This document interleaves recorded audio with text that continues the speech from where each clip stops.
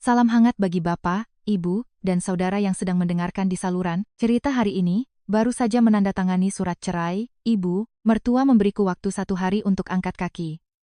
Aku membuka brankas, mengambil dokumen, dan memanggil mobil mewah untuk menjemputku. Dia tersenyum, sinis, gaya sekali, mau pamer? Aku menjawab, besok Nyonya akan tahu. Sore musim gugur di Jakarta, hujan baru saja reda di kawasan Pondok Indah. Angin, membawa aroma petrikor dan bunga melati yang dingin, cukup untuk membuat orang teringat pada hal-hal yang disangka telah terkubur dalam-dalam. Namaku Fitriani Susanti, 32 tahun, bekerja sebagai arsitek. Hampir 6 tahun lalu, aku melangkah masuk ke villa 4 lantai milik keluarga Pratama dengan gaun pengantin putih dan keyakinan yang sangat naif. Kupikir, asal aku hidup dengan baik, keluarga suami pada akhirnya akan menyayangiku. Tepat pukul 17.20. Tanggal 23 Oktober 2026, aku selesai menandatangani surat cerai dengan Bima Pratama. Kertas tipis itu tergeletak di atas meja tamu, di sebelah cangkir teh melati yang masih mengepul. Nyonya Ratnasari duduk di kursi tengah, di sebelahnya ada Nanda Pratama, adik perempuan Bima, yang melipat tangan di dada bak orang yang baru memenangkan pertempuran. Sedangkan Bima duduk di ujung sofa, matanya menatap lantai marmer, tak berani menatapku. Nyonya Ratna meletakkan cangkir tehnya. Surat-surat sudah selesai. Mulai sekarang kau bukan lagi menantu keluarga Pratama. Aku memberimu waktu sampai jam 9 pagi besok untuk keluar dari rumah ini. Kau boleh membawa pakaian pribadi dan kartu identitas, tapi barang apapun di rumah ini, dari handuk, gelas, sampai selembar kertas di ruang kerja adalah aset keluarga Pratama. Perempuan yang dulu kupanggil ibu itu kini mengucapkan setiap kata dengan jelas, seolah sedang membacakan berita acara penyitaan rumah. Padahal, dia pernah menyuruhku yang sedang demam tinggi untuk tetap memasak makan malam. Nanda tertawa sinis. Mbak Fitri, tak usah berlagak menyedihkan. Rumah ini sudah menampungmu bertahun-tahun, itu sudah terlalu baik. Mulai besok rumah ini bersih, dari kesialan, Mas Bima bisa menata hidupnya lagi. Membiarkan orang yang wajahnya selalu seperti langit mau badai tinggal di rumah, siapa yang bisa? Mayu, aku menoleh pada Bima. Mas tidak ada yang ingin dikatakan? Bima meremas tangannya. Fitri, jangan memperburuk suasana, ibu cuma ingin semuanya jelas. Aku tersenyum kecut. Jelas. Dia menyebut mengusir mantan istri dari rumah di malam hujan sebagai sesuatu yang jelas. Nyonya Ratna mengernyitkan dahi. Rumah ini milik keluargaku. Orang yang sudah habis jatahnya ya pergi. Hidup itu, harus tahu diri, jangan sampai orang bilang kau seperti kacang lupa kulitnya. Kalimat itu terdengar sepahit tamparan. Aku pernah memasakkan bubur untuknya, begadang menyusun portofolio untuk perusahaan putranya. Dulu aku berpikir, mengalah sekali akan membawa kedamaian, tetapi mengalah pada orang serakah justru menjadi tangga bagi mereka untuk menginjak kepala kita. Nanda mendongakkan dagu, ibu benar, kalau mau pergi ya pergi dengan bersih, jangan ada barang yang terbawa. Orang miskin kan biasanya lihat apa saja, rasanya sayang kalau dilewatkan. Aku menatapnya. Nanda, kau sedang berbicara dengan orang yang memilihkan setiap sudut pencahayaan untuk rumah yang kau pamerkan di media sosial setiap hari. Wajah Nanda memerah. Memang kenapa kalau kau yang desain? Uangnya dari kakakku, rumahnya milik keluargaku. Bima menyela pelan, Nanda, sudah. Dua kata itu bukan untuk membelaku, melainkan agar situasi tidak terlihat terlalu buruk di depan asisten rumah tangga. Dia selalu tahu kapan harus menghentikan orang lain agar dirinya tidak terlihat terlalu brengsek, tetapi tak pernah benar-benar berdiri membelaku. Tinta di surat cerai sudah kering. Tahun-tahun yang kukira telah menjadi darah, daging, pada akhirnya hanya terbaring rapi di atas selembar kertas. Aku tidak menangis lagi, air mataku sudah dikuras habis oleh rumah ini sejak lama. Aku berdiri, merapikan dokumen ke dalam tasku. Nyonya Ratna menatapku seolah menunggu adegan memohon-mohon. Mungkin dia sudah terbiasa dengan Fitriani yang menundukkan kepala, berusaha mempertahankan kata keluarga meski dua kata itu sudah robek compang-camping. Aku menunduk sedikit. Baik, saya mengerti. Nyonya Ratna menyeringai. Aku mendongak dan menatap lurus ke matanya. Dan ini terakhir kalinya saya memanggil Anda, Nyonya. Ruang tamu hening seketika. Bima tersentak, Nanda menganga. Nyonya Ratna, berdiri. Apa katamu barusan? Aku memegang tas dokumenku dan berbalik ke arah tangga. Saya bilang, mulai detik ini saya bukan lagi menantu keluarga Pratama. Apa yang menjadi milik saya, akan saya bawa. Apa yang bukan milik kalian, pada akhirnya harus kalian kembalikan. Di belakangku, Nyonya Ratna menggebrak meja. Fitriani Susanti. Jangan pikir, mentang-mentang sudah cerai kau bisa bicara sembarangan. Aku tidak menoleh. Langkah pertamaku menaiki tangga terdengar sangat pelan, tetapi di dalam hatiku, suaranya menggema seperti pintu yang baru terbuka setelah bertahun-tahun dikunci. Aku tak lagi berusaha menjadi istri penurut, menantu berbakti, atau bayangan di balik kesuksesan Bima Pratama. Aku hanya Fitriani Susanti. Aku naik ke lantai 3. Tangga kayu jati rumah keluarga Pratama setiap hari, dipel sampai mengkilap hingga bisa memantulkan bayangan. Saat baru menjadi menantu, aku dengan polosnya berpikir, rumah yang begitu bersih, hati, penghuninya pasti juga baik. Masa muda memang punya banyak kebodohan, dan aku memilih kebodohan yang paling menguras air mata. Ruang kerjaku berada di ujung lorong, bersebelahan dengan balkon yang menghadap ke arah jalan perumahan elit. Ruangan itu tidak luas, tetapi menyimpan hampir 6 tahun masa mudaku. Di atas meja masih ada cangkir kopi yang kuminum setengah pagi tadi. Di sebelahnya ada pena teknik, penggaris skala, kertas, kalkir, dan setumpuk cetak biru yang digulung karet. Bau kertas, bau kayu, dan kopi dingin bercampur menjadi satu. Terasa sangat akrab hingga membuatku sesak. Aku mengunci pintu dari dalam. Di bawah, suara Nyonya Ratna masih terdengar, sayup-sayup. Awasi baik-baik apa yang dia bawa, jangan sampai ada barang rumah yang hilang. Nanda menjawab dengan nada tinggi. Ibu tenang saja, kalau aku lihat dia bawa barang yang salah, aku suruh dia buka kopernya detik itu juga. Aku tertawa sangat pelan. Mereka takut aku mengambil gelas, handuk, atau pajangan di ruang tamu. Sementara barang yang benar-benar bisa membuat seluruh keluarga Pratama tak bisa tidur, mereka pikir masih aman di genggaman mereka. Hidup kadang memang lucu. Orang berebut menjaga pintu utama, tapi lupa kalau fondasi rumahnya sudah retak sejak lama. Aku menarik rak dokumen yang menempel di dinding ke samping. Di baliknya ada brankas kecil berwarna abu-abu yang ditanam di dinding, sekilas hanya terlihat seperti bagian dari lemari tua. Aku meletakkan jariku pada pemindai sidik jari, memasukkan deretan angka yang hanya aku yang tahu. Tit, terdengar suara kering, pintu brankas terbuka. Di dalamnya tidak ada emas, tidak ada sertifikat villa, tidak ada perhiasan yang bisa dijadikan alasan Nyonya Ratna untuk berteriak bahwa aku serakah. Aku tak pernah pandai menyimpan emas, hal yang paling mahir kusimpan adalah jejak. Aku mengeluarkan 4 map cokelat. Masing-masing diikat dengan tali kain, di luarnya tertempel label dengan tulisan tanganku. Map pertama bertuliskan, hak cipta. Aku membukanya, melihat draft pertama proyek, Muara Cisadane Eco City. Di ujung kertas masih ada noda kopi dari suatu malam di bulan Maret saat aku duduk di pinggir sungai hingga jam 11 malam untuk mencatat arah angin. Di dalamnya juga ada jurnal survei, email diskusi dengan tim teknis, dan file yang disimpan berdasarkan urutan waktu. Ada rekaman CCTV yang memperlihatkan aku bekerja sendirian di ruangan ini. Yang terpenting, sertifikat pendaftaran hak cipta atas nama Fitriani Susanti, bukan Bima Pratama, bukan PT Binagraha, atas namaku. Map kedua bertuliskan, saham pendiri. Di dalamnya ada akta perusahaan, daftar, pemegang saham, berita acara penyetoran modal, dan mutasi rekening dari uang, warisan nenekku. Hari di mana Binagraha didirikan, aku menyetor modal berupa uang dan nilai kekayaan intelektual dari desain-desain awal. Aku memegang 58% saham. Angka itu selama bertahun-tahun disembunyikan rapat-rapat oleh keluarga Pratama seperti duri di tenggorokan. Di luar, mereka hanya memperkenalkanku sebagai istri direktur yang membantu urusan teknis. Membantu? Kata itu terdengar ringan, tetapi cukup untuk menghapus nama seseorang dari jerih payahnya sendiri. Pepatah bilang istri berbakti takkan disia-siakan suami, tapi kalau bertemu orang yang salah, jasamu hanya akan mengubahmu jadi karyawan tak kasat mata. Map ketiga bertuliskan, keuangan internal. Aku tak membukanya lama, hanya memeriksa beberapa dokumen utama, bukti transfer, faktur konsultan fiktif, kontrak humas, PR, yang digelembungkan, daftar perusahaan bayangan atas nama kerabat Nyonya Ratna. Ada juga aliran dana berputar yang berujung pada pembelian sebuah apartemen untuk Tiara Larasati. Perempuan yang pernah Bima sebut hanya sebagai staf yang lincah. Lincah sekali memang. Saking lincahnya, dia mendapat apartemen 4 miliar, mobil 750 juta, dan hampir 500 juta untuk jam tangan serta tas bermerek. Menjadi staf hubungan masyarakat, tapi hubungan masyarakatnya mendalam sampai ke kamar tidur direktur. Menambah wawasan kehidupanku saja. Map keempat bertuliskan, kertas kosong, kontrak palsu. Aku memegang map ini paling lama. Di dalamnya ada foto-foto kertas putih kosong yang pernah dipaksa Nyonya Ratna untuk kutandatangani, dengan alasan untuk kelengkapan dokumen pinjaman bank perusahaan.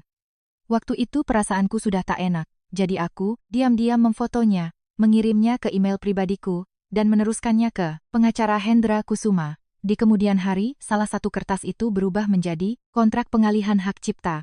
Tanda tangannya memang milikku, tetapi tulisan di atasnya bukanlah hal yang pernah kubaca. Nyonya Ratna mengira aku ini pendiam, dan tak tahu rasa takut. Sebenarnya, aku takut. Justru karena takut, aku menjadi sangat berhati-hati. Perempuan yang tersudut sekian lama, entah dia akan menyerah, atau dia akan belajar mengingat setiap sayatan pisau. Aku mengambil ponsel dan menelepon pengacara Hendra. Panggilan langsung dijawab. Halo, Fitri. Mendengar suara pria parubaya itu, tenggorokanku tercekat. Pak, Hendra, saya sudah tanda tangan. Mereka menyuruh saya pergi dari rumah sebelum jam 9 pagi besok. Dia terdiam beberapa detik, lalu berbicara pelan. Kamu sedang di mana? Di ruang kerja, sedang mengambil dokumen. Dengar baik-baik pesanku. Bawa saja dokumen pribadimu, laptopmu, dan berkas-berkas yang memang hak milikmu. Jangan sentuh aset apapun milik keluarga Pratama, meskipun itu hanya sebatang pena yang tak bisa dibuktikan asal-usulnya. Aku melirik pena emas di atas meja, hadiah ulang tahun pernikahan pertama dari Bima. Di badannya terukir, untuk istriku, orang di balik kesuksesanku. Aku meletakkannya kembali. Saya mengerti, Pak. Pengacara Hendra menghela napas. Jangan berdebat, jangan biarkan mereka memancing emosimu.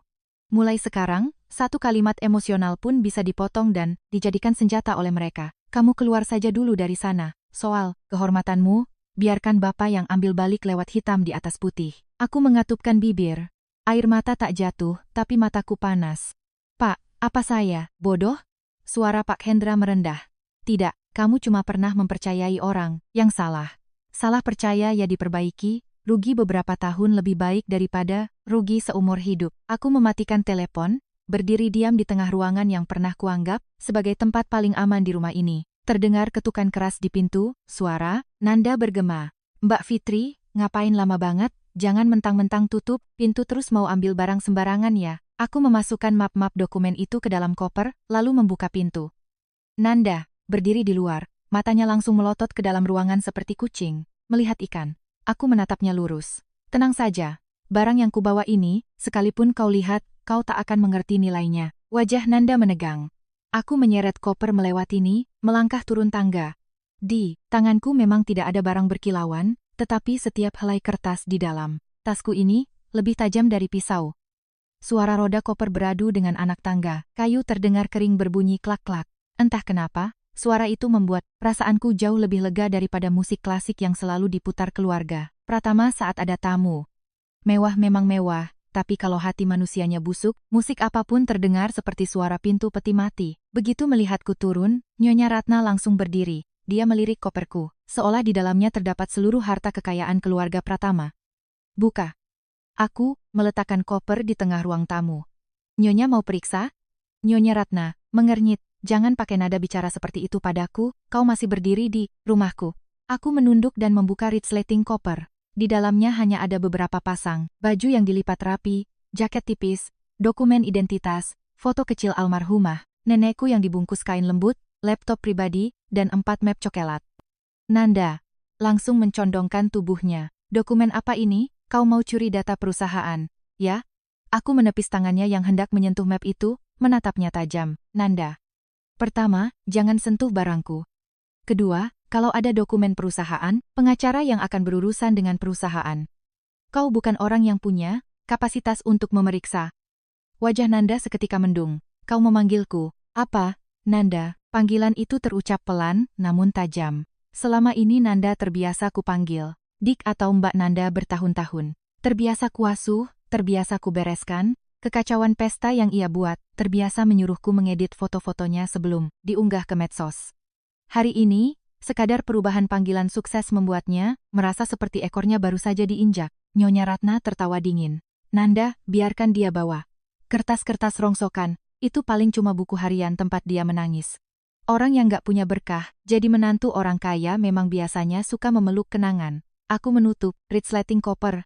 Nyonya benar separuh, saya memang memeluk kenangan. Tapi, kenangan ini tak berbau air mata. Bima berdiri, dia mendekatiku, merendahkan suaranya. Fitri, apa kau harus membuatnya setegang ini? Aku menatap pria yang dulu kucintai ini. Dia masih mengenakan kemeja abu-abu yang kupilihkan pada hari jadi pernikahan kami yang ketiga. Dulu aku berpikir, Merawat suami adalah cara menjaga keharmonisan rumah tangga. Sekarang kalau dipikir-pikir, itu seperti memoles kursi dengan tanganku sendiri supaya orang lain bisa duduk di atas kepalaku. Aku menjawab, kau sudah menandatangani surat cerainya, ibumu sudah mengusirku. Adikmu menyebutku pembawa, sial. Lalu ketegangan ini salahku, Bima mengatupkan bibir. Aku cuma mau semuanya berjalan damai. Aku tertawa, lepas. Damai untuk siapa? Supaya kau bisa terus jadi pria baik-baik di mata orang, dan aku menghilang diam-diam seolah tak pernah ada. Bima membuang muka, dia selalu pandai menghindar. Menghindari tanggung jawab, kebenaran, bahkan tatapan mata perempuan yang tidur di sebelahnya selama hampir 6 tahun. Nanda mencebikkan bibir. Sudahlah, dramanya sudah selesai, keluar sana dan urus hidupmu sendiri. Jangan harap nanti kalau miskin kau bisa mohon-mohon minta, tolong ke Mas Bima. Oh ya, jam segini masih bisa pesan taksi online nggak? Mau, ku pesankan ojek biar hemat. Cocok tuh buatmu. Aku menarik gagang koper dan berdiri tegak. Tidak perlu. Di luar pagar, terdengar suara rem mobil perlahan. Melalui jendela kaca besar di ruang tamu, sebuah mobil sedan hitam mengkilap berhenti di depan halaman. Lampu depannya menyapu deretan palem hias, membuat sisa tetesan air hujan di daunnya berkilau, dingin. Sang sopir yang mengenakan kemeja putih dan jas hitam turun, berjalan, lurus menuju gerbang. Satpam keluarga Pratama tampak bingung melihat ke dalam. Sopir itu menunduk sedikit. Permisi Bu Fitri, mobil sudah siap. Suasana di ruang tamu terhenti. Mata Nanda terbelalak. Mobil siapa itu? Aku, mengangkat tas tanganku, mobil yang menjemputku. Nyonya Ratna menatap mobil, itu lalu menatapku, bibirnya terkatup rapat. Dia mencoba mempertahankan nada, sinisnya, kau sewa mobil mewah cuma buat akting terakhir kalinya? Sudah cerai, masih banyak gaya. Orang bilang tong kosong nyaring bunyinya, memang benar. Aku tak marah, aneh rasanya. Ketika seseorang sudah menyentuh dasar kekecewaan, kata-kata menyakitkan tak lagi membuat terluka. Hanya seperti nyamuk yang mendengung di telinga. Mengganggu, tapi tak cukup untuk membuat langkah kita berhenti. Aku menarik koper menuju pintu, Bima melangkah mengikuti. Fitri, aku berhenti tapi tak berbalik sepenuhnya. Mas Bima, mulai sekarang kau cukup memanggilku Fitriani Susanti. Kalau terlalu akrab, nanti orang luar salah paham, mengira kau masih punya perasaan padaku. Wajah Bima pucat. Nyonya Ratna menaikkan nada suaranya, jangan pikir kalau kau sudah melangkah keluar dari pintu ini kau bisa kembali lagi. Keluarga Pratama, bukan pasar, yang bisa kau datangi dan tinggalkan sesukamu. Aku menoleh padanya. Untuk pertama kalinya setelah bertahun-tahun, kulihat Nyonya Ratna mengecil di mataku. Masih dengan baju sutra mahalnya, gelang giok di pergelangan, tangan, dan postur orang yang terbiasa memerintah. Tetapi di balik wibawanya, ada ketakutan yang mulai muncul, hanya saja dia belum menyadarinya.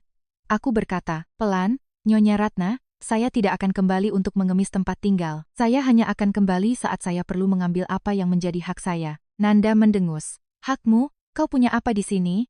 Aku menatapnya, lalu menyapu. Pandangan ke ruang tamu yang luas, ke lampu gantung kristal yang terang, benderang, ke mural dinding yang idenya ku buat sendiri agar Nyonya Ratna bisa pamer ke tamu. Untuk sementara, saya belum perlu menjawabnya. Aku melangkah melewati ambang pintu.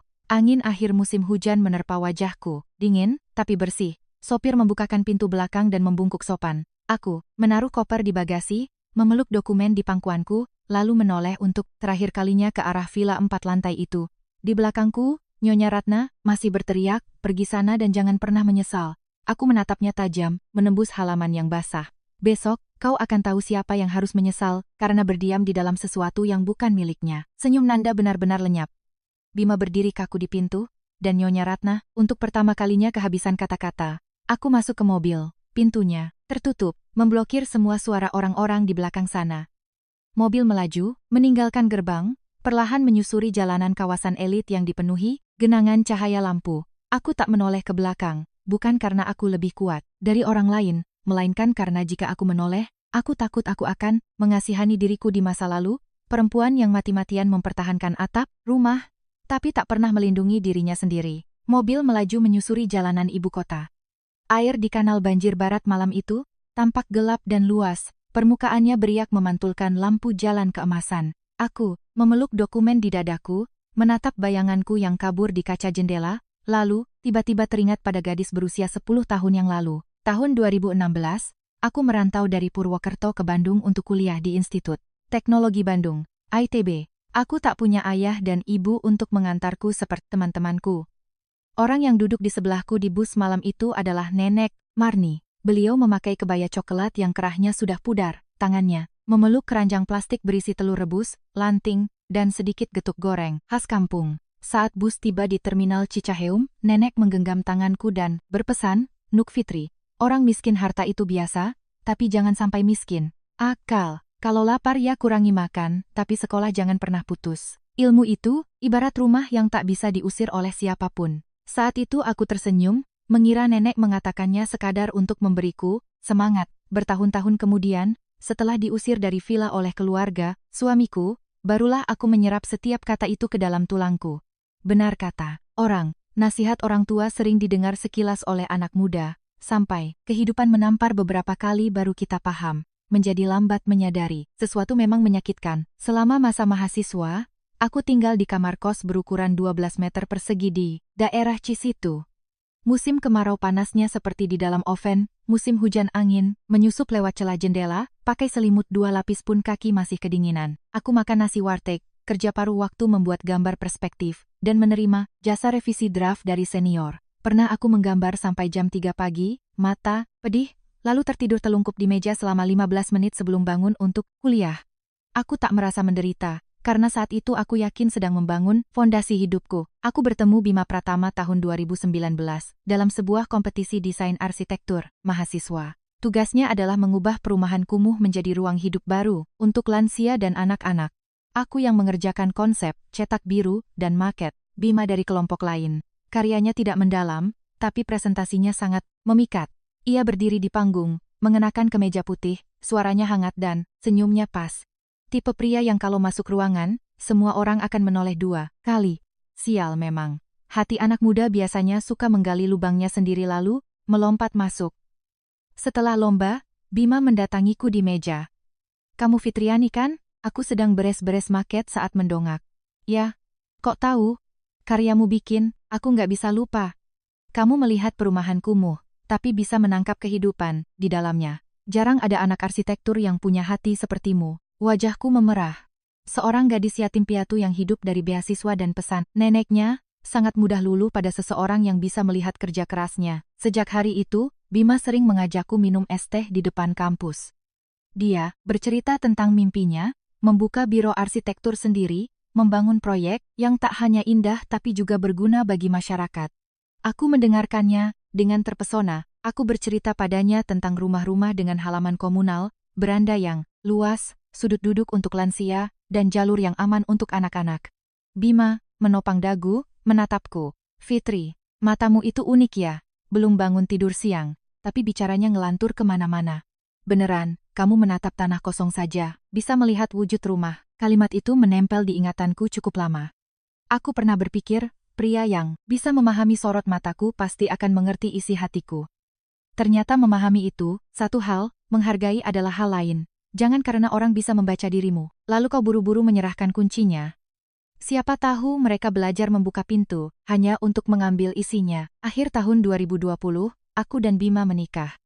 Nenek Marni saat itu sudah mulai sakit-sakitan tapi bersikeras datang ke pernikahan di Jakarta. Beliau menggenggam tangan Bima. "Nenek cuma punya Fitri, dari kecil hidupnya susah, tolong sayangi dia, nak." Bima menunduk sangat sopan. "Nenek tenang saja, saya tidak akan membiarkan Fitri menderita." Aku berdiri di sebelahnya dengan mata berkaca-kaca. Aku percaya.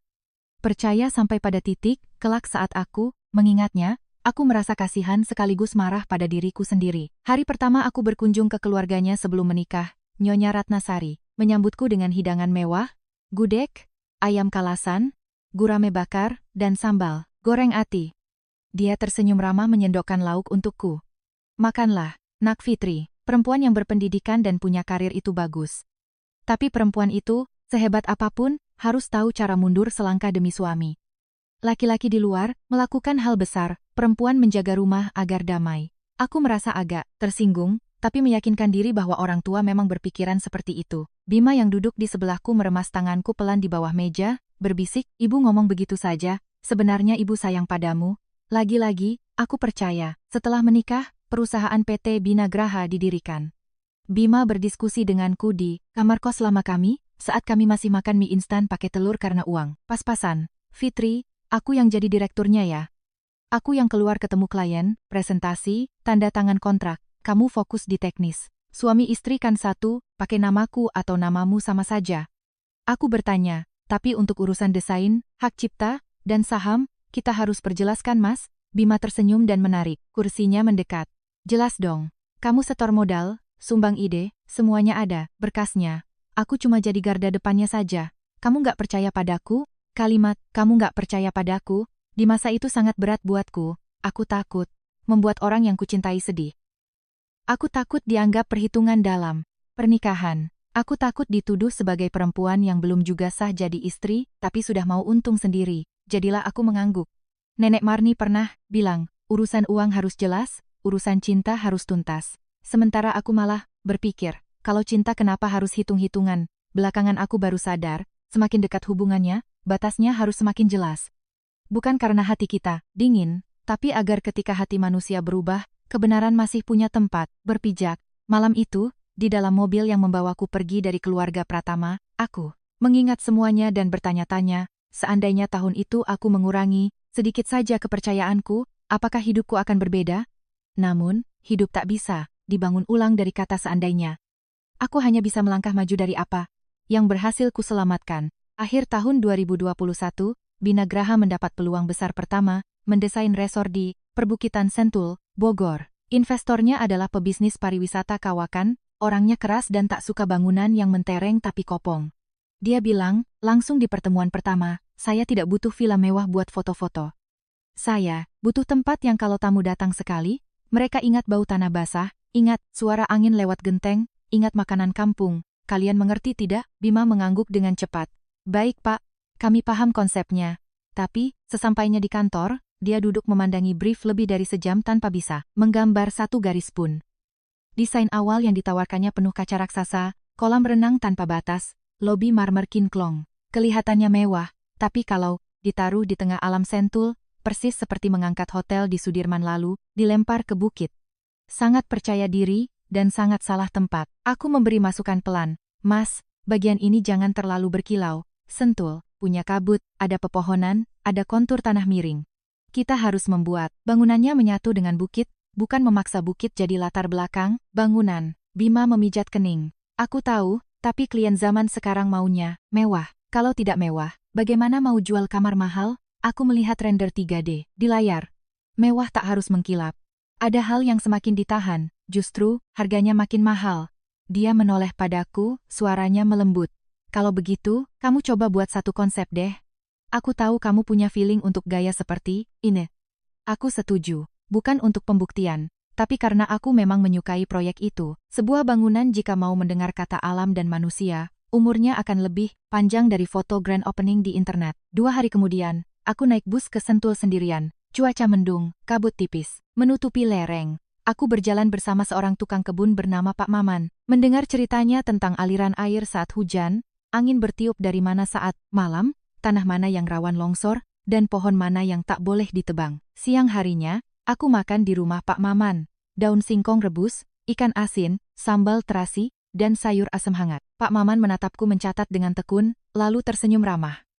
Neng bikin tempat istirahat buat orang kota. Jangan lupa sisakan tempat buat duduk minum teh. Orang tua seperti bapak ini, kemanapun perginya, selalu nyari beranda, kursi kayu, dan pohon rindang, biar hatinya tenang. Kalimat itu membuat penaku terhenti cukup lama. Malamnya di Jakarta, aku mulai menggambar. Aku membuang habis konsep bangunan, kaca besar itu, membaginya jadi beberapa klaster kecil mengikuti lereng.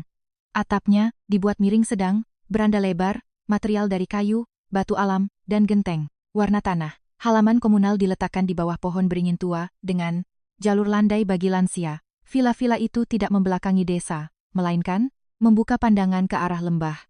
Aku mempertahankan jalan setanah merah yang lama, mengubahnya jadi jalur jogging dengan bunga Kamboja dan melati di sisinya. 3 malam berturut-turut aku hampir tidak tidur. Bima kadang masuk ke ruangan, meletakkan segelas susu di meja lalu berkata, istriku hebat banget. Kalau enggak, ada kamu, rasanya aku bakal buntu sampai lebaran. Aku tersenyum lelah. Besok, pas presentasi, ingat sebutkan kalau ide ini dari hasil surveiku ya. Dia memeluk bahuku. Tahu, dong, Jasamu mana mungkin aku lupakan. Hari presentasi, Bima mengenakan jas biru dongker, berdiri di depan klien dengan gaya sangat percaya diri. Aku duduk di belakang mengoperasikan laptop untuk detail teknis jika diperlukan. Dia bicara tentang arsitektur yang bernapas, tentang tempat istirahat yang tidak merampas jiwa alam, tentang beranda sebagai memori kampung halaman. Semuanya persis seperti yang kutulis di naskah presentasi. Investor itu mendengarkan, lalu mengangguk-angguk. Ini yang saya cari. Siapa yang merancang ide utamanya? Aku mendongak. Bima terdiam sejenak sangat singkat lalu tersenyum. Ini arahan visi bersama dari tim Binagraha. Saya sendiri yang mengarahkan presentasi dan finishingnya. Aku duduk diam. Hanya diam sejenak. Tapi cukup bagiku untuk melihat namaku baru saja ditaruh di bawah tapak sepatunya. Proyek itu dimenangkan. Binagraha dapat kontrak besar perdananya. Media bisnis lokal menulis artikel. Arsitek muda Bima Pratama dan jejak hijau di Sentul. Tidak ada namaku, tak ada huruf F sekalipun. Malam harinya, keluarga Pratama menggelar syukuran. Nyonya Ratna memesan meja di restoran Sunda mahal. Makanannya berlimpah. Nasi timbel, ayam bakaka, gurame, goreng terbang, dan bajigur hangat. Dia mendatangi setiap meja, membual, si Bima ini dari kecil memang berbakat. Kalau dia kerjakan sesuatu, pasti jadi karya besar. Nanda sibuk memutar ponsel merekam video. Kakakku keren banget, guys. Proyek perdana langsung meledak. DNA Pratama memang gak main-main. Aku berdiri di dekat pintu, merapikan daftar tamu, dan mengingatkan pelayan, menambah piring. Seorang rekan kerja bernama Andi mendekat, merendahkan suaranya. Mbak Fitri, kok beritanya gak nyebutin Mbak? Kan saya tahu draft itu. Mbak yang bikin. Belum sempat aku menjawab, Bima sudah datang. Dia merangkul pundakku dengan luwes. Andi, suami istri itu satu. Namaku atau nama Fitri? Apa bedanya? Yang penting perusahaan kita maju. Andi tersenyum sungkan. Iya, Pak, paham. Aku melihat tangan Bima di pundakku. Tangannya hangat, tapi ucapannya dingin. Kalau memang tidak ada bedanya, kenapa yang disebut selalu namanya? Malamnya di kamar, aku membaca lagi artikel itu. Bima masuk, melihat wajahku, yang murung, lalu duduk di sebelahku. Kamu mikir aneh-aneh lagi ya? Aku berkata pelan, kamu janji mau nyebut namaku. Bima menghela napas. Fitri, kamu harus paham. Perusahaan baru butuh satu wajah perwakilan. Aku sering keluar, media lebih tahu aku. Nanti kalau Binagraha sudah kuat, aku akan mengangkat namamu. Kesuksesanku kan kesuksesanmu juga. Kalimatnya terdengar indah. Seindah cat mahal yang dipakai menutupi tembok, retak. Aku ingin percaya, karena saat itu aku masih mencintainya. Saat jatuh cinta, orang lebih takut pada kebenaran daripada takut dirugikan. Nyonya Ratna tiba-tiba berdiri di pintu entah sejak kapan, bersuara, "Nak, suami." Bersinar itu istri juga kecipratan wanginya. Perempuan jangan perhitungan soal nama, rumah tangga harmonis itu baru namanya berkah. Aku menunduk. Iya, Bu, dia berbalik puas. Bima juga lega.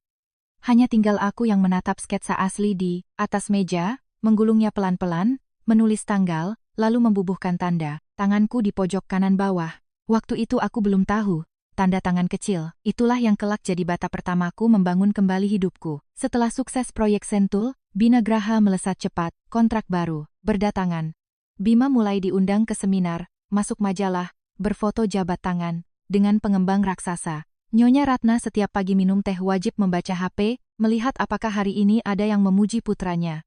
Rumah lama di Kebayoran, dijual. Keluarga Pratama pindah ke villa 4 lantai di Pondok Indah. Hari pindahan, Nyonya Ratna berdiri di tengah ruang tamu yang luas, mengelus, sofa kulit mahalnya, matanya berbinar.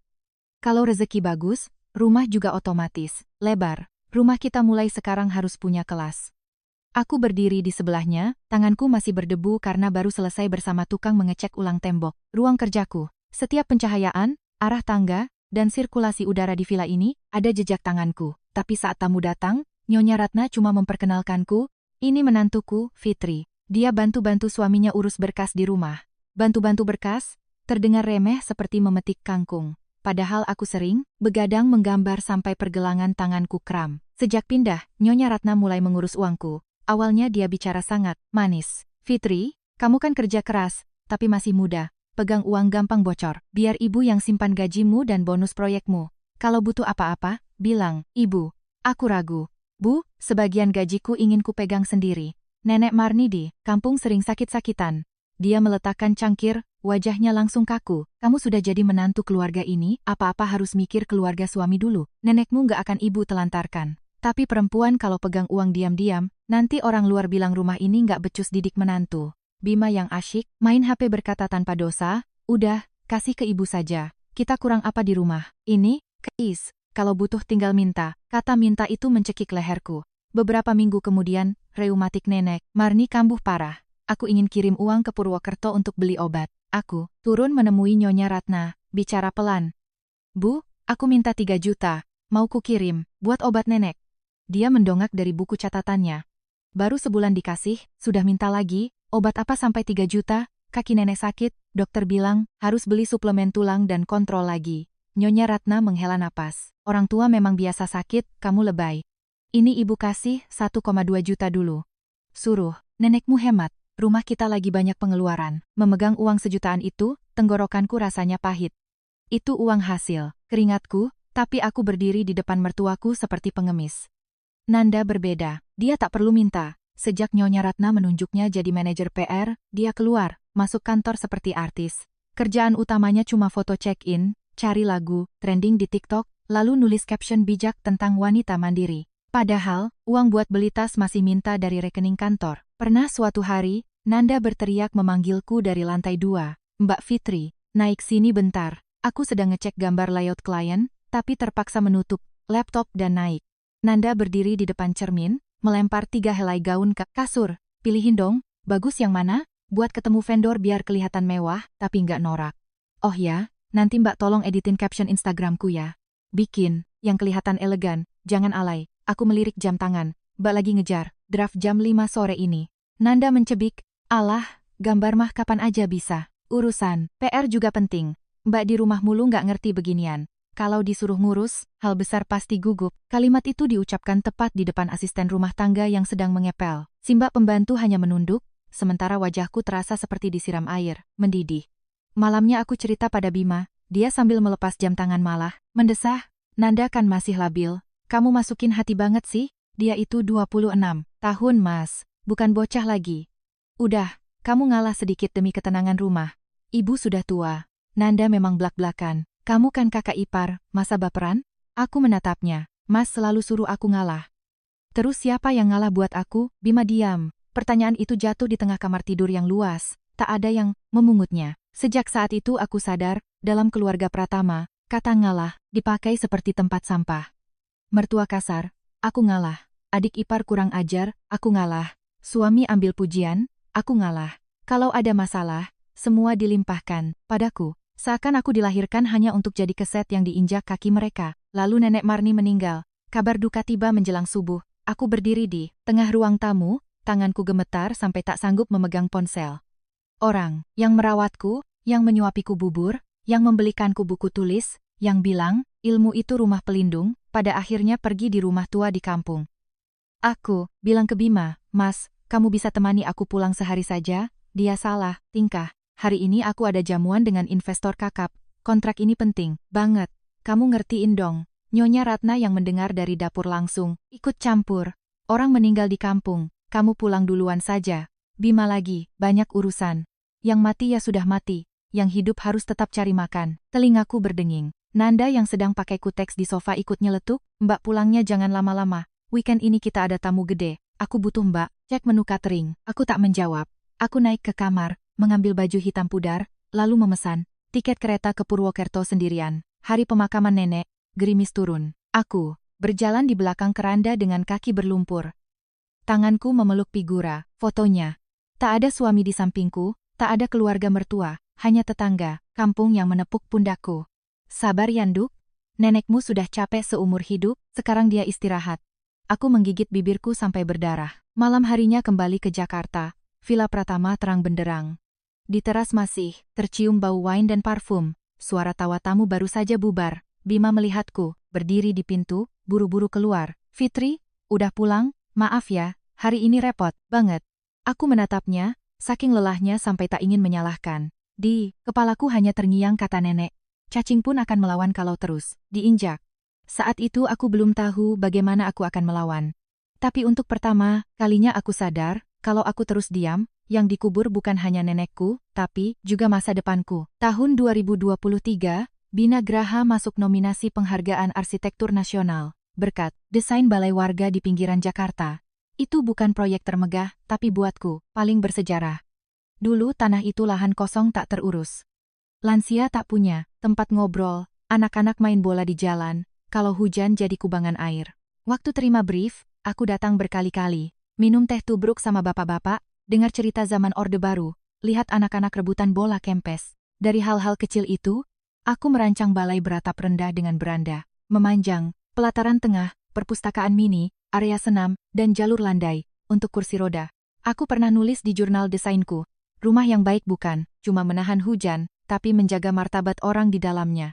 Kalimat itu, kutulis tengah malam, usai teringat rumah Nenek Marni di kampung yang gentengnya bocor dan temboknya mengelupas. Tapi siapapun yang mampir pasti disuguhi teh dan tempat duduk yang pantas. Saat tahu masuk nominasi, aku senang luar biasa. Kupikir kali ini beda.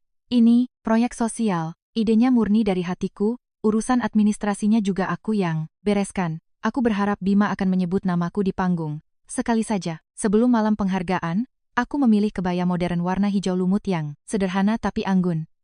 Begitu keluar kamar, Bima menatapku dari atas ke bawah. Kamu pakai baju itu? Kenapa, Mas? Kurang pas. Dia ragu. Bagus, tapi terlalu mencolok. Hari ini media fokus ke representasi perusahaan. Kamu pakai dress hitam yang kemarin saja, duduk di bawah biar seragam. Aku diam sejenak. Aku nggak naik panggung? Bima tersenyum, nada suaranya membujuk seperti biasa. Panitia kan minta direktur yang nerima piala. Kamu tahu aku nggak bisa ubah, protokol mendadak. Kamu duduk di bawah, asal aku bisa lihat kamu saja sudah cukup. Aku menatap cermin. Perempuan di cermin itu matanya lelah, tapi masih memaksa, percaya. Memang benar, rasa percaya kalau ditaruh di tempat yang salah itu, seperti permen karet, makin ditarik makin lengket ke tangan. Malam itu, aula, ballroom terang benderang. Orang bersalaman, kamera blitz menyala. Aku duduk di barisan agak belakang bersama tim teknisi. Di panggung, Bima membenarkan dasi, dan tersenyum gagah. Nyonya Ratna duduk di VIP, pakai gaun beludru ungu dan kalung mutiara. Nanda sibuk merekam pakai HP, berbisik netizen pantengin terus, Mas Bima mau dapat piala nih, proud banget. Saat PT Bina Graha diumumkan menang, seisi ruangan tepuk tangan. Bima naik ke panggung. Aku juga tepuk tangan, hatiku masih hangat. Aku membatin, biarpun dia yang di sana, ini karyaku juga.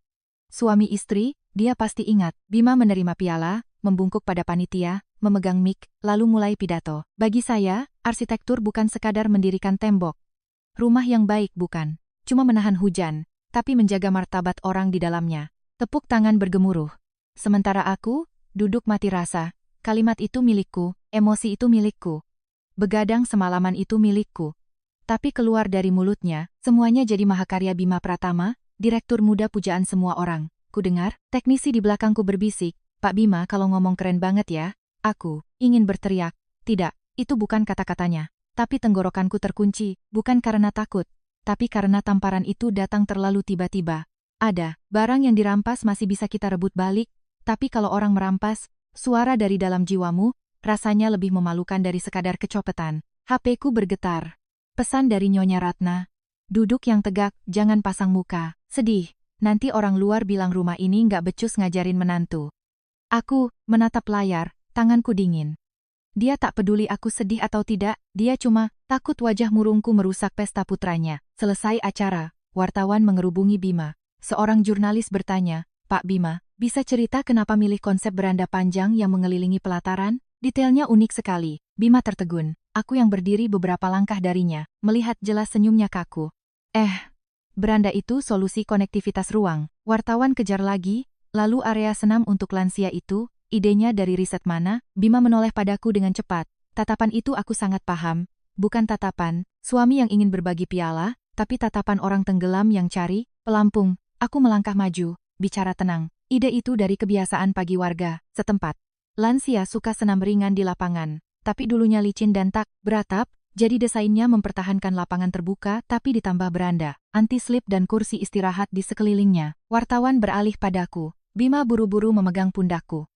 Ini istri saya, Fitri. Dia banyak membantu tim teknis. Membantu. Lagi-lagi kata itu. Aku melirik tangannya di bahuku. Di depan kamera, dia tersenyum lembut layaknya suami idaman. Orang luar yang melihat pasti menyangka kami keluarga samawa. Hidup ini memang penuh pertunjukan teater, cuma kurang loket tiket di depan pintu. Di mobil, Nyonya Ratna tersenyum lebar. Tadi Bima jawabnya bagus. Wartawan suka, laki-laki yang bijak begitu.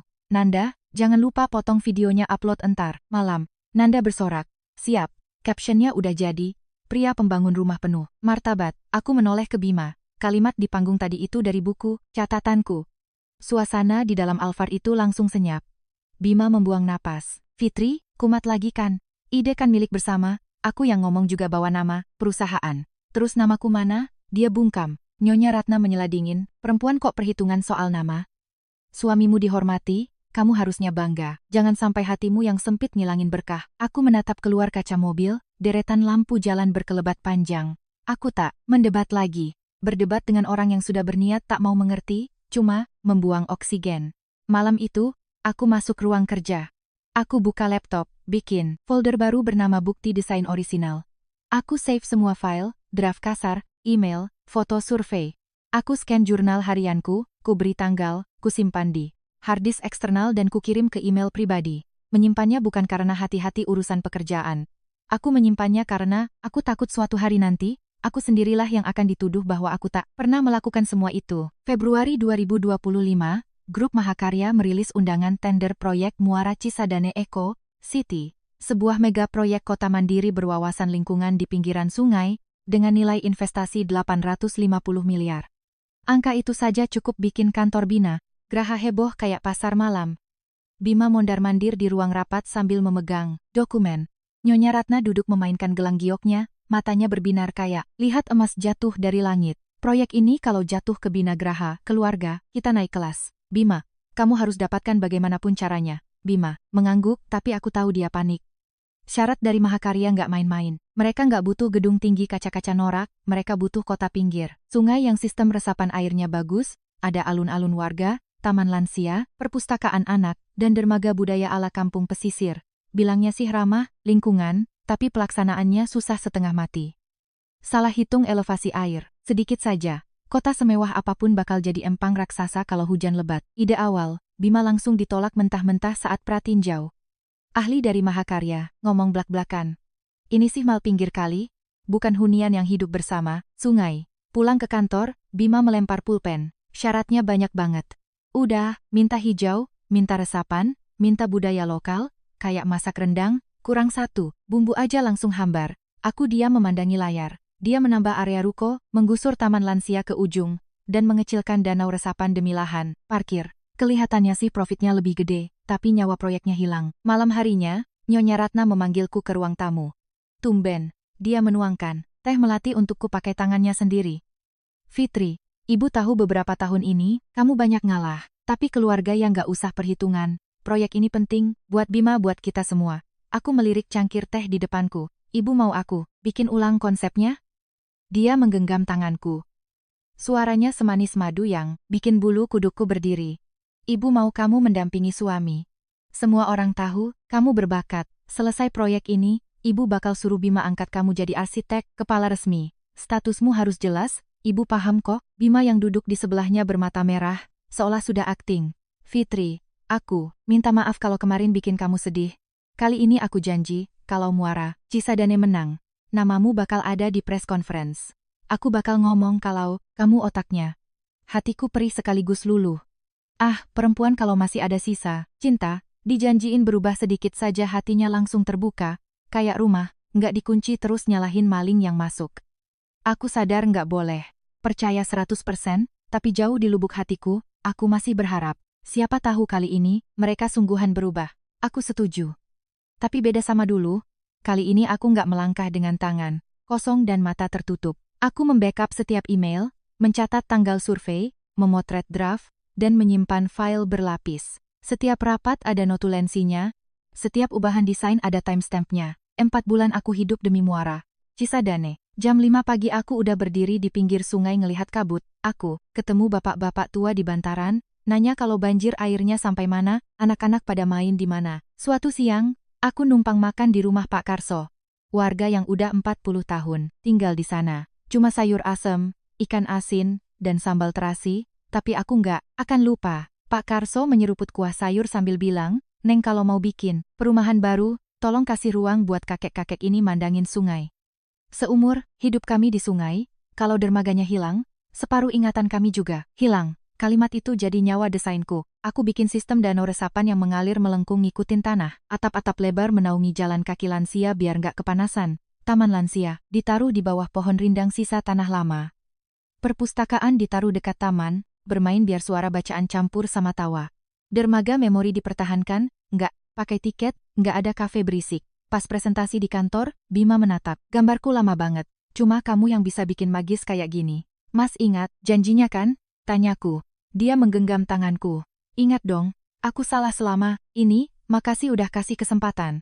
Nyonya Ratna dari belakang nyahut, tenang aja, emas walau di lumpur tetap emas. Siapa yang kerja, dia yang dapat nama. Aku mengangguk. Tapi diam-diam aku tetap menyimpan notulensi rapat ke cloud pribadi. Berhati-hati tak akan merugikan siapapun, hidup cuma menghukum orang yang terlalu lama naif. Juni 2025, Bina Graha menang tender. Sekantor histeris. Nanda lari-lari sambil live IG.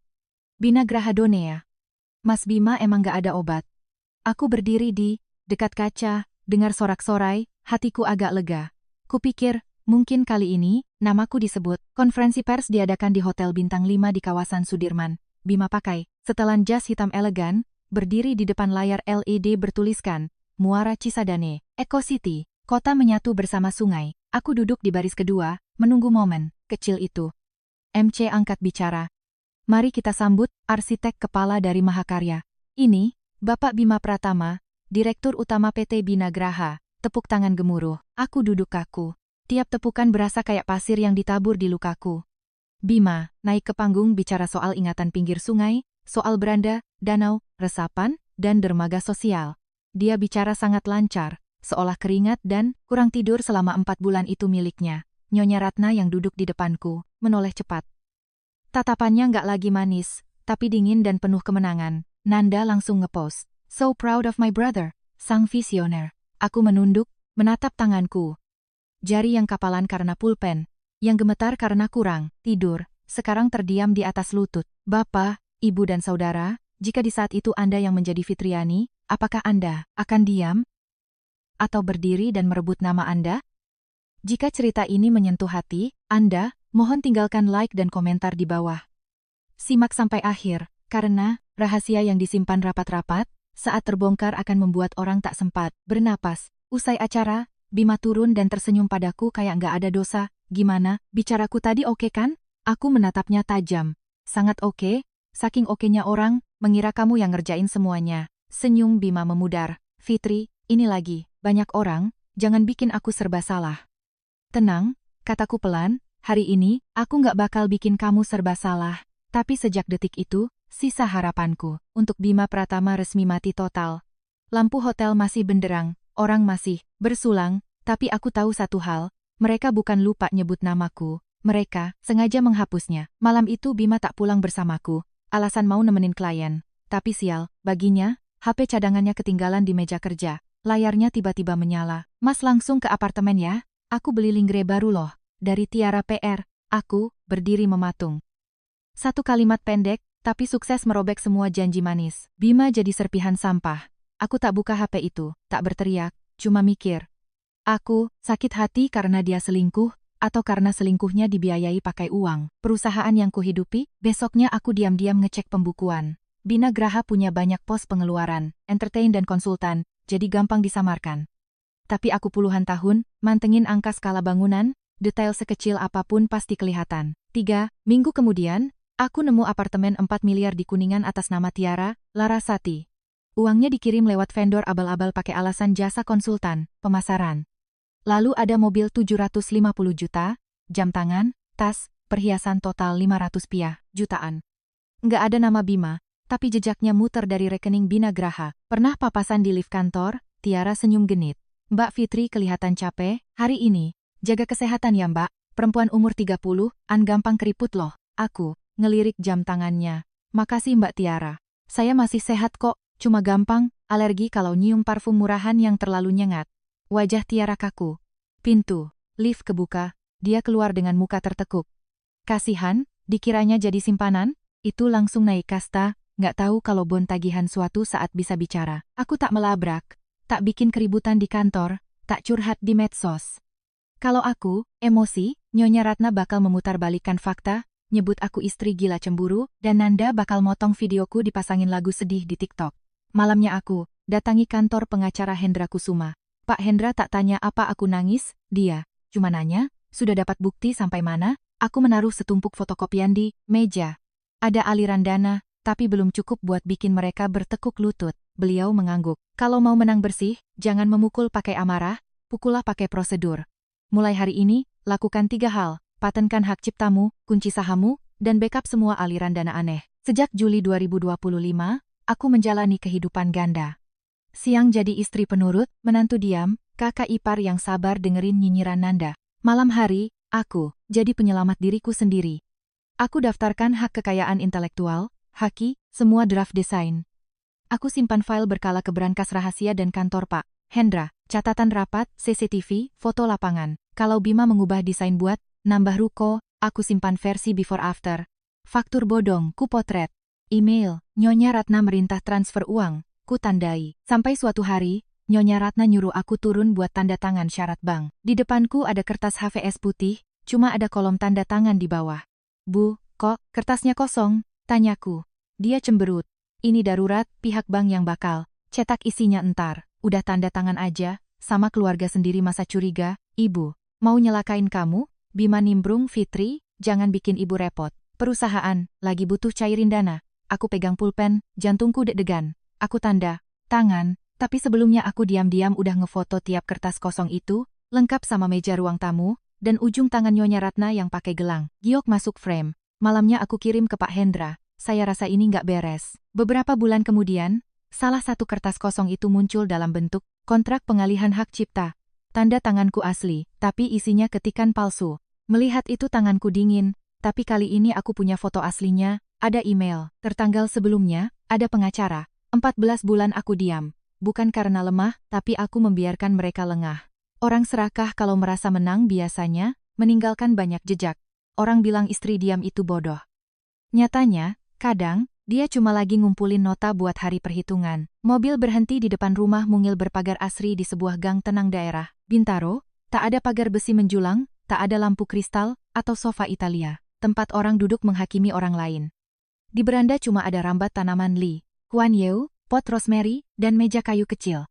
Aku membeli rumah ini pakai uang tabunganku sendiri dari proyek lepas freelance. Ku renovasi pelan-pelan selama setahun lebih. Nuansanya krem, pintu kayu tanpa pelitur, meja kerjaku menghadap, jendela melihat langit. Nggak semewah Pondok Indah, tapi di sini aku bebas, bernapas tanpa harus minta izin. Malam itu aku tak bisa tidur.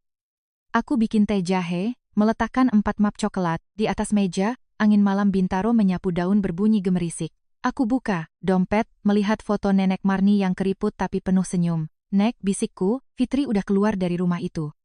Tak ada jawaban, tapi untuk pertama kalinya, dalam sekian tahun, batinku merasa sangat damai. Keesokan paginya, 24 Oktober 2026.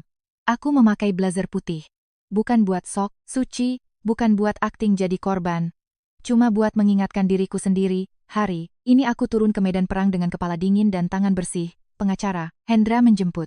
Beliau pakai setelan abu-abu usang dan tas kulit yang sudutnya mengelupas. Sudah siap? Dari semalam Pak, cuma pagi ini baru ada audiensnya. Beliau menatapku tegas. Ingat, hari ini nggak usah curhat, penderitaan. Bos-bos besar nggak ambil keputusan dari air mata. Mereka ambil keputusan dari kalkulasi risiko, bukti, dan cuan. Saya paham.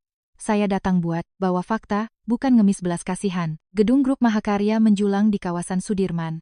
Kaca kebiruan, satpam, tegap. Waktu aku dan Pak Hendra masuk ruang rapat lantai 12, Pak Darmawan, Direktur Utama Grup Mahakarya, sudah duduk di ujung meja.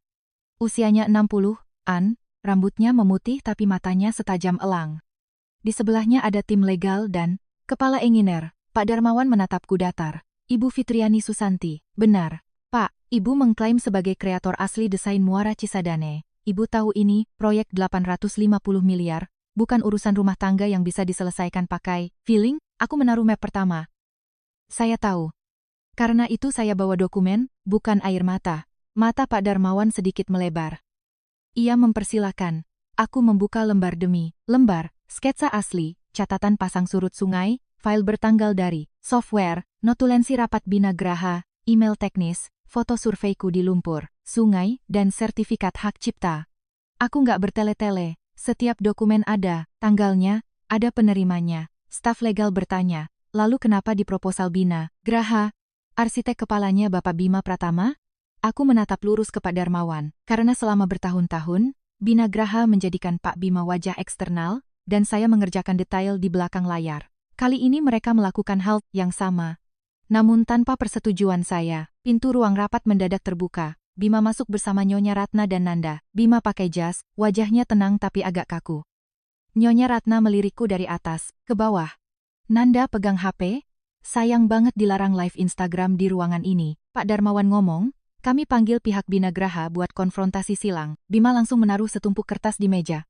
Pak Darmawan, ini kontrak pengalihan hak cipta yang ditandatangani Fitriani. Semua hak desain muara, Cisadane sudah diserahkan ke Bina Graha.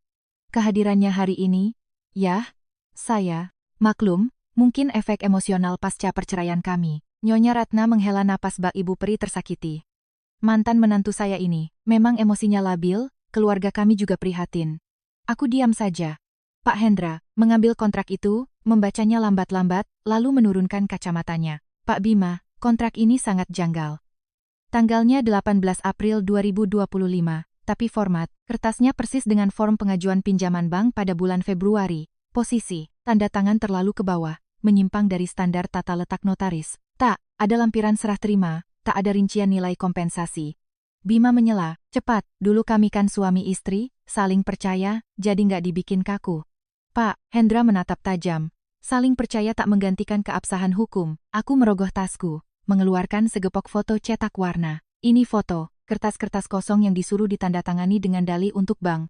Ada timestamp di fotonya, ada latar meja marmer, dan ada potongan tangan Nyonya Ratna lengkap dengan gelang gioknya. Malam waktu memotret itu, aku langsung mengirim email ke Pak Hendra. Pak Hendra menyalakan laptopnya, memutar layarnya ke arah Pak Darmawan. Ini emailnya, tertanggal jauh sebelum kontrak palsu ini dibuat. Ruangan mendadak senyap, wajah Bima pias. Nyonya Ratna meremas pegangan kursi. Nanda menunduk pucat. Pak Darmawan memegang kontrak bodong itu, lalu menatapku. Bu Fitri, kalau bukti ini benar, ini bukan sekadar konflik rumah tangga. Ini penipuan korporasi. Saya tahu, jawabku lugas. Makanya saya menuntut Mahakarya melakukan audit teknis dan legal secara independen. Saya siap mempertanggungjawabkan ide saya di depan komite. Pak Darmawan terdiam lama, lalu mengangguk. Baik, 3 hari lagi kita gelar sidang penilaian teknis. Tertutup, kalian semua wajib hadir. Mulai detik ini, semua pencairan dana dan kerjasama dengan Bina Graha dibekukan sementara. Nyonya Ratna berdiri panik. Pak Darmawan, Bapak nggak bisa menahan proyek triliunan gara-gara rengekan janda ini. Pak Darmawan melirik dingin. Justru karena triliunan, saya nggak mau ambil risiko perusahaanku berurusan dengan dokumen palsu. Saat aku beres-beres dokumen melewati Bima, dia berbisik lirih. Fitri, kamu mau dorong aku sampai mati ya? Aku berhenti sebentar. Enggak.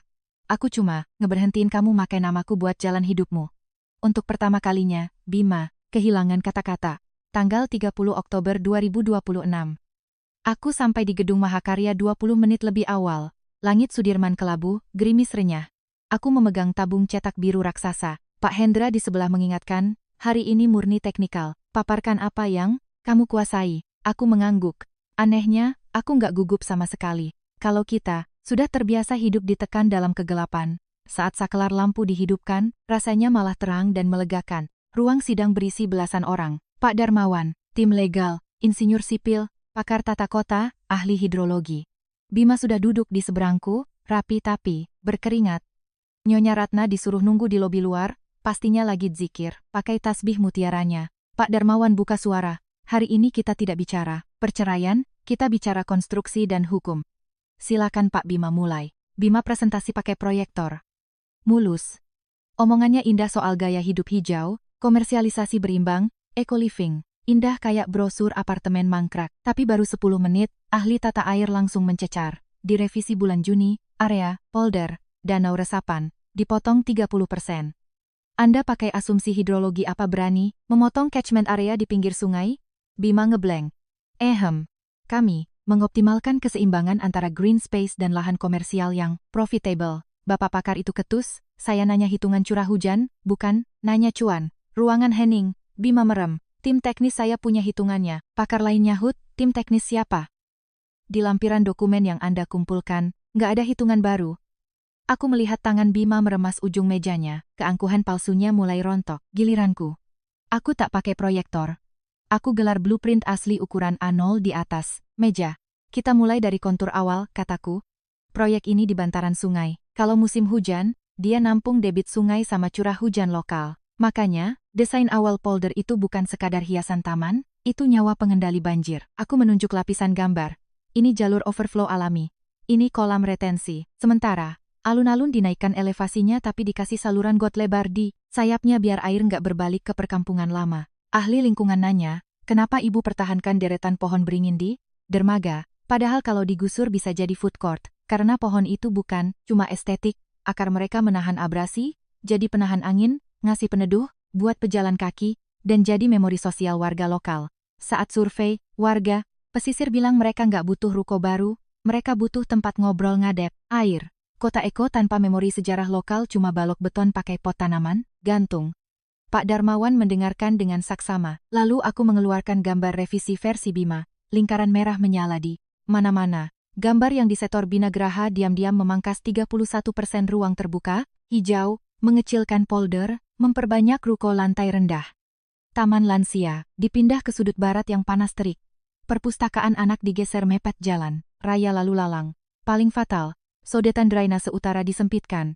Hujan, durasi 3 jam saja, blok komersial kalian akan terendam air 40 cm. Bima menggebrak meja. Fitri, kamu sengaja ya jelek-jelekin perusahaan mantan suamimu? Aku menatapnya datar. Mas Bima, aku lagi bahas elevasi tanah dan debit air.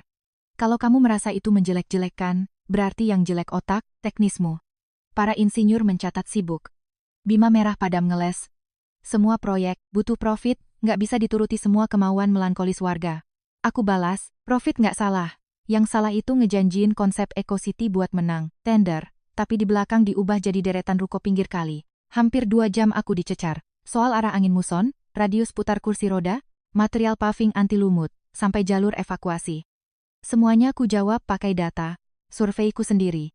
Bukannya aku jenius, tapi karena aku memang benar-benar turun ke lapangan dan mendengarkan. Sementara Bima cuma hafal halaman pertama brosur, Pak Darmawan menghentikan sidang. Dia menatap timnya, lalu menatapku. Bu Fitri, komite butuh waktu. Tapi secara ekspertise, saya akui Anda yang memegang tulang punggung proyek ini. Bima pucat. Pak, tapi kontrak ini atas nama PT Bina Graha, kalau dibekukan, progresnya mandek. Pak Darmawan mengetuk mejanya, pelan. Progres lambat bisa dikejar, konstruksi cacat bisa membunuh orang. Mulai hari ini, Grup Mahakarya menangguhkan kontrak dengan Bina Graha. Kami akan membuka diskusi teknikal langsung dengan Lestari Rancang Bangun yang diwakili Bu Fitriani Susanti. Bima lemas. Aku melipat kertas gambarku. Untuk pertama kalinya, belasan petinggi di ruangan ini tak memanggilku istrinya Pak Bima, atau si tukang bantu-bantu. Mereka memanggilku Fitriani Susanti. Sore itu keluar dari gedung, HP-ku meledak oleh notifikasi. Telepon tak dikenal, DM aneh. Aku buka satu akun gosip lambe-lambean. Judulnya bombastis, sakit hati, dicerai, ex-istri di Rut Binagraha diduga gandeng sugar daddy buat sabotase proyek. Di bawahnya ada foto curian aku turun dari mobil sewaan itu, fotoku sama Pak Hendra yang dibilang pengacara bayaran selingkuhan. Nanda nge-repost berita, itu di IG story. Orang kalau udah gila harta ya gini. Jangan gigit tangan yang pernah ngasih makan. Aku tertawa. Ngasih makan dari mana? Villa itu pakai uangku, gambarku, karyaku, mereka pakai payungku untuk berteduh, tapi pas hujan malah nuduh aku maling, bayangan. Malamnya Bima ikutan main victim. Dia bikin thread di X, Twitter. Saya hancur. Berusaha menutupi aib perceraian demi kebaikan, tapi ternyata dia pakai urusan domestik untuk menghancurkan periuk nasi puluhan karyawan saya. Kata-katanya halus, sedih, agamis. Kalau aku nggak kenal dia, mungkin aku ikut, nyumbang duit. Laki-laki pengecut kalau pintar main kata memang bahaya, ibarat pisau diselipin di dalam kain sutra. Nyonya Ratna main cara old school. Dia telepon Pak Debude, sepupu, sampai shareholder kecil. Saya disihir. Si Fitri itu mau ngerampok harta Pratama. Tante dari pihak Bima sampai nelpon aku maki-maki, Fitri, kamu kok tega? Kalau pisah ya pisah aja, ngerusak rezeki orang itu dosa. Aku jawab santai, tante, periuk nasi kalau isinya halal, diaudit juga nggak bakal takut. Kalau isinya duit tipu-tipu, saya sih jijik makannya. Klik, kumatikan. Malam itu, di Bintaro hujan deras. Pak Hendra lagi bantuin aku nyusun somasi, pencemaran nama baik. Biarin aja mereka ngoceh di medsos. Mereka lagi panik, narik simpati. Kita hajar pakai kertas. Jam 10 malam, bel rumah bunyi. Di kamera luar ada Mbak Hana, manajer finance Binagraha. Berdiri hujan-hujanan, rambut basah, memeluk tas ransel. Aku bukain pintu. Dia masuk, giginya gemeretak, kedinginan. Mbak Fitri, maaf ganggu malam-malam. Aku nggak tahu harus lari ke mana. Aku buatkan teh hangat. Mbak Hana ngeluarin sebuah flash disk. Ini isinya, semua bukti transfer bodong perintah Nyonya Ratna ke vendor fiktif sepupunya, sama semua faktur markup divisi PR Sinanda. Dulu aku diam karena butuh kerjaan, tapi tadi sore Nyonya Ratna rapat tertutup, bilang kalau ada polisi, mau limpahin salah ke finance. Aku punya anak mbak, aku nggak mau dipenjara demi keserakahan mereka. Aku menatap wanita paruh baya ini. Dulu dia selalu buang muka kalau aku lewat ruang finance. Ternyata semua orang punya ketakutan. Sayangnya, kalau kelamaan takut, lama-lama jadi kaki tangan kriminal. Mbak Hana, aku nggak janjikan kamu bebas 100%. Tapi kalau kamu jadi whistleblower, hukumannya bisa sangat diringankan. Dia mengangguk sambil menangis. Setengah jam kemudian, nomor antah berantah nelpon. Tiara Larasati? Si, selingkuhan. Nadanya nggak segenit di lift kantor dulu. Mbak Fitri, kita ketemu, malam ini. Mau apa kamu? Saya bawa rekaman voice note chat, mutasi. Saya, tahu Mas Bima beliin apartemen pakai duit kantor. Saya juga ada rekaman Nyonya Ratna ngomong kalau saya ini pelacur murahan. Kalau ketahuan, Bima disuruh buang saya ke tong sampah. 1 jam kemudian, Tiara datang dengan jaket hitam, tanpa riasan. Matanya bengkak. Dia taruh amplop tebal dan HP lawas. Gue pikir Bima bakal nikahin gue. Suaranya parau. Gue bodoh, tapi gue nggak sebodoh itu mau dijadiin tumbal emaknya. Aku diam aja. Nggak kasihan, nggak juga kegirangan. Diamnya dua wanita yang dikadalin satu pria yang sama itu mengerikan. Mbak Tiara, semua buktimu kuserahkan ke pengacaraku. Urusan asmaramu sama Bima, aku udah nggak peduli. Tiara mengangguk pasrah. Di mejaku sekarang ada 2 amunisi baru.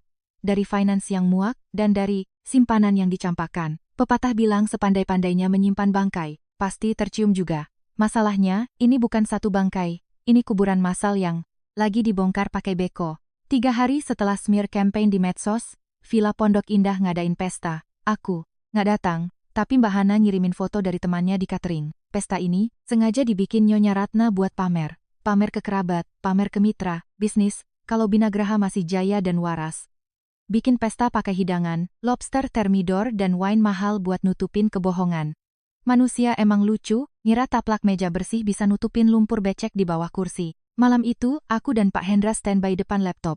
Mahakarya ngumumin live, press conference hasil audit Eco City. Di Pondok Indah, Nyonya Ratna pakai kebaya bludru marun muter-muter nyapa tamu. Keluarga kami baik-baik saja, maklumlah ada lalat lewat ngaku-ngaku bikin desain. Nanda live TikTok, vibe. Malam ini elegan ya guys, keluarga anti badai. Bima minum wine bareng investor, lain. Biasa, proyek raksasa pasti ada gosip. Aman kok, tepat jam 8 malam, layar TV plasma 80 inci, di ruang tamu villa yang tadinya muter lagu jazz. Mendadak diganti channelnya sama salah satu direktur tamu yang penasaran ke YouTube Live Grup Mahakarya. Wajah Pak Darmawan muncul di layar, ucapannya tegas. Setelah audit teknis dan forensik dokumen, Grup Mahakarya menetapkan bahwa hak cipta desain asli Muara Cisadane adalah mutlak milik arsitek Ibu Fitriani Susanti. Ruang tamu villa itu mendadak senyap kayak kuburan. Nanda yang lagi live gemetaran, netizen langsung ngebombardir kolom komen. Loh, Fitriani itu mantan istrinya Bima kan? Lah yang nipu abang lu, daung. Di layar TV muncul foto-foto blueprint pakai tulisan tanganku, fotoku di pinggir sungai, CCTV aku lembur sendirian di kantor Binagraha, dan sertifikat haki namaku.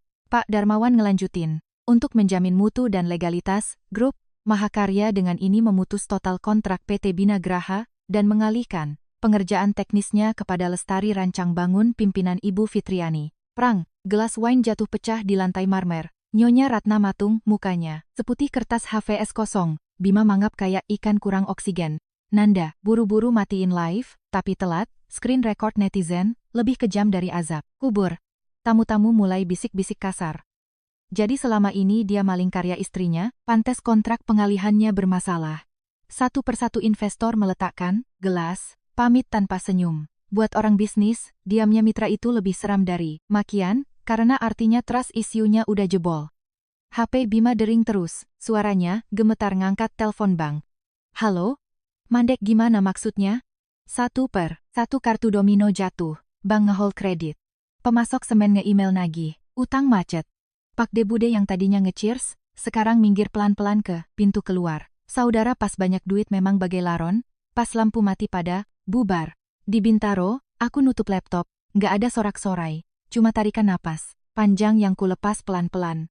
Namaku udah balik ke tempat yang semestinya, 12 November 2026. Rapat Umum Pemegang Saham Luar Biasa, RUPSLB, Binagraha. Ruang rapat di lantai 6 padat, tapi udaranya pengap kayak mau badai. Semua orang bisik-bisik nyinyir, memandang jijik ke arah Bima. Aku datang jam 9 pas, pakai setelah kemeja krem simple, rambut dicepol bawah, nggak pakai perhiasan. Ditemenin Pak Hendra yang bawa koper dokumen. Aku nggak datang buat jadi pahlawan, aku datang buat nagih bon tagihan. Begitu lihat aku, Nyonya Ratna berdiri.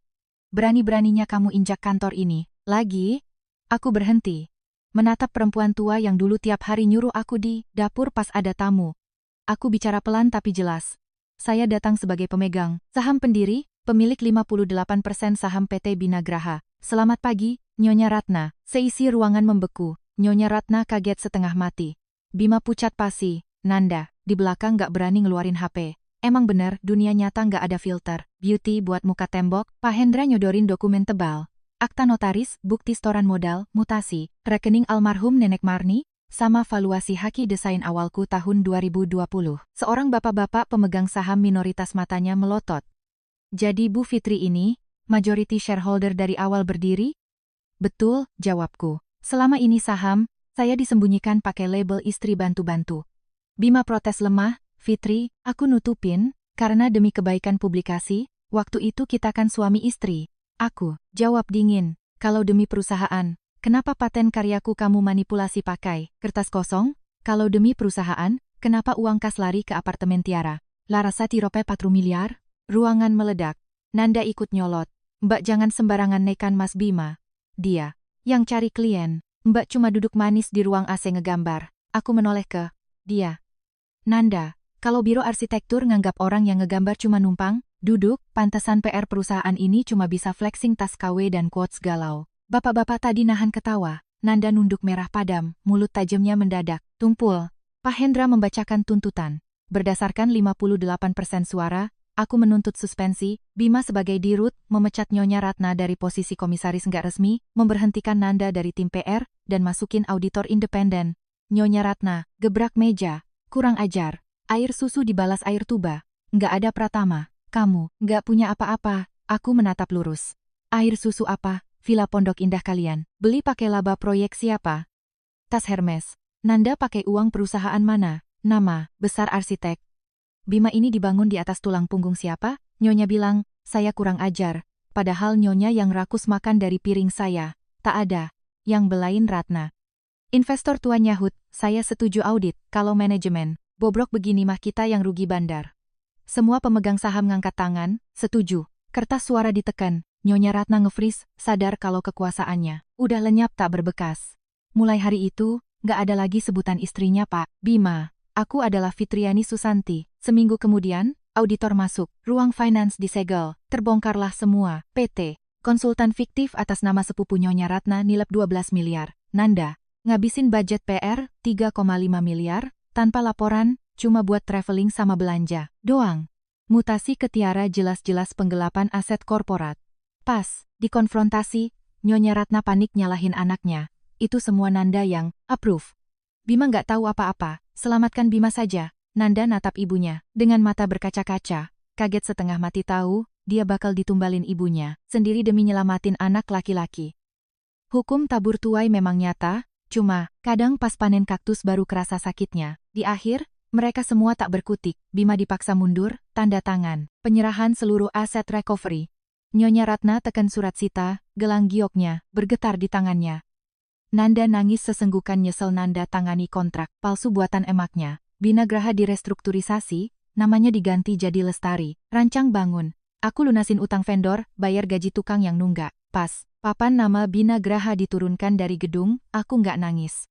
Cuma kerasa, angin segar masuk setelah puluhan tahun kejebak di ruangan pengap. 14 bulan kemudian, Bima datang menemuiku di lobi Lestari Rancang Bangun. Dia, kurusan, kulitnya gosong, kemejanya belel. Mantan direktur arogan itu sekarang, nunduk di meja resepsionis. Aku menerimanya di ruang tamu. Ada apa, Mas Bima? Dia nunduk ngelihat gelas air putih. Ibu sakit keras, Fitri. Stroke. Dia pengen ketemu kamu sekali saja. Aku diam. Terbayang dulu dia ngusir aku dari villa. Tapi aku ingat pesan Nenek Marni, kalau orang gila, kita nggak usah ikut gila, hidup yang waras aja biar hati nggak sempit. Aku datang ke sebuah rumah kontrakan petak yang sumpek di pinggiran Depok. Panas, bau koyo campur minyak angin. Nyonya Ratna terbaring di kasur tipis, lumpuh separuh. Mantan nyonya besar pemakai mutiara itu sekarang tatapannya kosong. Dia nangis lihat aku. Ibu salah, Fitri. Ibu serakah, ibu hancurin. Anak sendiri, jadiin Bima pembohong, Nanda jadi hedon, maafin ibu. Tolong. Kasih jalan hidup buat mereka. Bima berdiri di pojokan nangis. Nanda duduk, pakai daster lusuh. Aku nggak ada rasa bahagia lihat mereka hancur. Malah kerasa hampa, kayak ngelihat sisa abu rumah kebakaran. Aku bilang pelan, saya nggak nyimpen kunci. Jalan hidup siapa-siapa. Nyonya, kalau Bima mau kerja keras dari nol, kalau Nanda mau hidup sesuai kemampuannya, itu jalan hidup mereka. Aku ninggalin, sedikit uang, cukup buat berobat wajar. Nggak berlebihan biar nggak ngelunjak, tapi nggak pelit biar hatiku tenang. Kudengar Bima akhirnya jadi mandor lapangan, pengawas proyek semen kecil-kecilan. Nanda jadi pramusaji kafe, awalnya cengeng, dimarahin pelanggan, tapi akhirnya belajar kalau nyari 50.000 itu susah, payah, butuh keringat dan kesopanan. Tahun 2032, Muara Cisadane Eco City rampung, pohon beringin tua masih di sana, taman lansia rimbun, anak-anak baca buku, perusahaanku Lestari Rancang Bangun, jadi biro arsitek terpercaya tingkat nasional. Aku mendirikan yayasan beasiswa, Nenek Marni khusus buat anak daerah yang mau kuliah arsitektur. Di sebuah acara amal, aku bertemu Hadi, kenalan lamaku waktu kuliah, kini praktisi, keuangan yang tenang dan mapan. Dia nggak datang sebagai kesatria berkuda, aku juga udah nggak butuh diselamatin. Dia cuma sosok teman ngobrol yang bikin nyaman. Kami menikah setahun kemudian dan punya anak laki-laki ku beri nama Tegar. Tahun 2035, aku ngadain pameran arsitektur di Galeri Nasional. Semua arsitek muda di kantorku berhak berdiri di samping karyanya masing-masing dan mencantumkan namanya gede-gede. Aku pernah dihapus namanya, jadi aku nggak akan pernah menghapus nama orang lain. Nanda datang ke pameran itu pakai kemeja katun, biasa, nggak norak lagi. Dia nangis pelan, Mbak, maafin aku ya. Aku senyum, simpul. Yang lalu biarlah berlalu, yang penting sekarang kamu tahu cara menghargai hidup. Aku nggak memeluknya atau ngajak balikan jadi keluarga. Memaafkan bukan berarti ngasih kunci rumah ke orang yang pernah bakar rumah kita. Dunia nyata bukan sinetron yang habis nangis-nangisan terus pelukan tamat. Bima sempat mengirimkan miniatur rumah kayu buatan tangannya sendiri, beserta surat yang intinya dia nyesal pernah nyanyiakan perempuan terhebat, dan sekarang dia hidup damai dengan kerja kerasnya sendiri. Miniatur itu kutaruh di rak, sekadar jadi pengingat betapa mahalnya harga sebuah pelajaran hidup. Sore itu di halaman rumah Bintaro, Tegar anakku lagi asyik gambar rumah pakai krayon. Atap merah, pohon hijau, sungai biru.